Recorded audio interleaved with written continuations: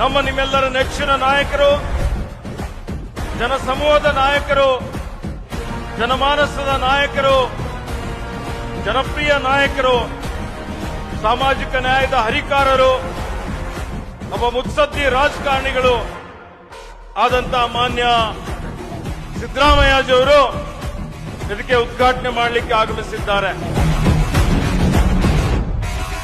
ಇವತ್ತು ಎಂತ ಗಳಿಗೆಯಲ್ಲಿ ನಾನು ಮುಖ್ಯಮಂತ್ರಿಗಳು ಇಲ್ಲಿಗೆ ಬಂದಿದ್ದೇವೆ ಅಂದ್ರೆ, ಬುದ್ಧ ಬಸವನು ಮನೆ ಬಿಟ್ಟ ಗಳಿಗೆಯಲ್ಲಿ, ಯೇಸು ಕ್ರಿಸ್ತನು ಶಿಲುಬೆಗೇರಿದ ಗಳಿಗೆಯಲ್ಲಿ, ಭೀಮಾಬಾಯಿರವರು ಅಂಬೇಡ್ಕರ್ ಅವರಿಗೆ ಜನ್ಮ ಕೊಟ್ಟಂತಹ ಗಳಿಗೆಯಲ್ಲಿ, ಮಹಾತ್ಮ ಗಾಂಧೀಜಿಯವರು ಕಾಂಗ್ರೆಸ್ನ ನಾಯಕತ್ವ ವಹಿಸಿದ ಗಳಿಗೆಯಲ್ಲಿ, ಶ್ರೀಮತಿ ಸೋನಿಯಾ ಗಾಂಧಿಯವರು ಅಧಿಕಾರವನ್ನು ತ್ಯಾಗ ಮಾಡಿ ಮನಮೋಹನ್ ಸಿಂಗ್ ಅವರಿಗೆ ಅಧಿಕ ಪ್ರಧಾನಮಂತ್ರಿ ಮಾಡಿದಂತಹ ಗಳಿಗೆಯಲ್ಲಿ ನಿಮಗೆ ಶಕ್ತಿ ಕೊಡಲು ನಾವು ಬಂದಿದ್ದೇವೆ.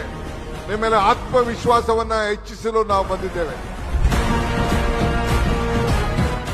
ಇಂಥ ಜಿಲ್ಲೆನಲ್ಲಿ 2025 ಕೋಟಿ ರೂಪಾಯಿಗಳ ಅಭಿವೃದ್ಧಿ ಕಾರ್ಯಕ್ರಮಗಳಿಗೆ ಇವತ್ತು ಚಾಲನೆಯನ್ನು ಕೊಟ್ಟಿದ್ದೇವೆ.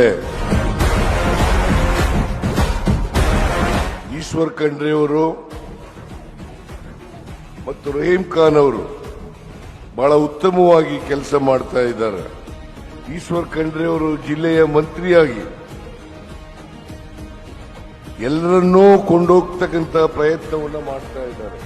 ಈ ಕಾರ್ಯಕ್ರಮದಲ್ಲಿ ಅತ್ಯಂತ ಸಂತೋಷದಿಂದ ಭಾಗಿಯಾಗಿದ್ದೇನೆ ಮತ್ತೆ ಈ ಕಾರ್ಯಕ್ರಮಗಳನ್ನು ಸಂತೋಷದಿಂದ ಚಾಲನೆ ಕೊಟ್ಟಿದ್ದೇನೆ ಅಂತಕ್ಕಂಥ ಮಾತುಗಳನ್ನು ಹೇಳಲಿಕ್ಕೆ ಬಯಸ್ತಾ ಇದ್ದೇನೆ.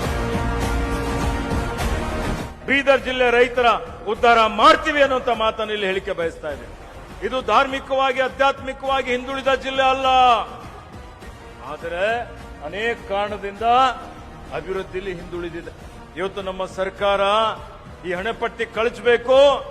ಬೀದರ್ ಜಿಲ್ಲೆ ಇವತ್ತಿದರ ಸರ್ವಾಂಗೀಣ ಅಭಿವೃದ್ಧಿ ಆಗಿ ಇವತ್ತು ಮಾನ್ಯ ಮುಖ್ಯಮಂತ್ರಿ ಅವರು ಇವತ್ತು ಸಂಕಲ್ಪ ಮಾಡಿದ್ದಾರೆ. ಮೈಸೂರು ಭಾಗ ಯಾವ ರೀತಿ ಅಭಿವೃದ್ಧಿ ಆಗಿದೆ ಅದೇ ರೀತಿ ಕಲ್ಯಾಣ ಕರ್ನಾಟಕದಲ್ಲಿ ಬೀದರ್ ಜಿಲ್ಲೆನೂ ನಂಬರ್ 1 ಆಗಿ ಅಭಿವೃದ್ಧಿ ಆಗಬೇಕು ಅನ್ನುವಂಥದ್ದು